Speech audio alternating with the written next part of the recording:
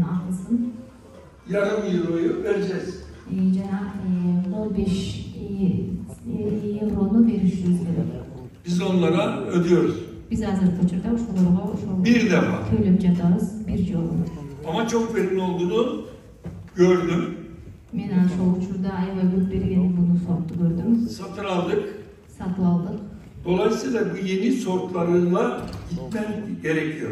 Misal üçün uşul жаңы сортторго тиксек аябай жакшы алабыз.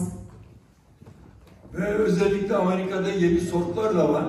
Азыркы учурда Америкада жаңы сорттор дагы бар. Onları da satın almak için uğraşıyoruz.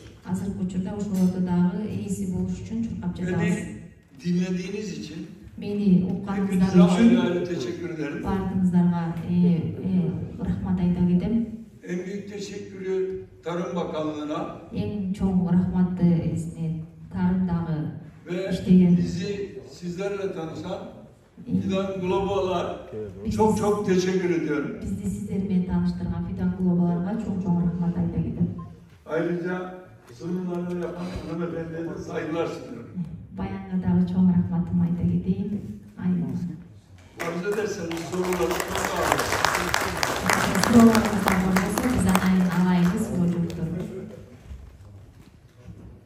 Абдуллах Бейге рахмат. Сиздерге толук маалымат бергиси келип ошол айтып бердик да, жаңы сорттор, ошо кандай ошол интенсивдүү багбанчылыкты жакшы пайдаланыш үчүн кандай жүрүш керек дегенде толук маалымат бергиси келди. Бул жерде презентациясын айтып коюш керек. 125 марктан да кыскартууну сурадык. Анан биз сиздер үчүн котортуп атабыз. Ошо которткон маалыматтарды сиздерге беребиз, анан пайдаланасыздар. Алма эле эмес, бул жерде баардык мөмө жемиштердин түрлөрү бар. Шабдалы, өрүк, черешня сиздер кызыккан, кара өрүктүн жакшы сорттору. Кийинки презентацияга биз инвитро лабораториядан алган көчөттөр аябай жакшы болот экен деп ошол жөнүндө дагы ар дайым группаларда маалыматтар менен бөлүшүп жүрүп атабыз да. Инвитро лабораториянын куруучуларынын бири Элдем Доброгузова сиздерге кыскача маалымат берет.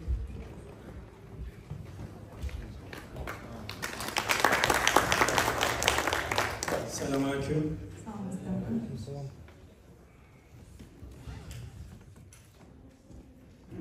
Sizlere doku kültürü yöntemiyle laboratuvar ortamında bitki üretimi konusunda bilgi vereceğim. Sizlerge laboratoriyada kандай чыккан ушул көчөттөр үчүн сиздерге кичине азыраак билим берип кетейин. Бул киши Турцияда ушул лабораториянын 15 жыл мурун биринчи алып келген киши болуп саналат. Doku kültürü önce nedir? Bundan birazcık bahsedelim. Laboratoriya ortamында чоңойгон көчөттөрдү бир аз айта кетейин. Эмне деп Üretmek istediğimiz bitkiden aldığımız ошо каалаган мөмө жемиштен алган жапыракты bitkinin büyüme noktaları olan sürgün uçlarını ошол жердеги алган sürgün büyüme noktalarını чоңойтурган laboratuvar ortamında лабораториянын ичинде yapay besi ortamı içerisinde топурагы жок жапай кылган yapay ışık altında ошол жана күн көргөндө свет менен светтин алдында üretim şeklidir. чыгаруу Tamamen steril bir ortamda, yani ameliyat hassasiyetinde bir ortam içerisinde.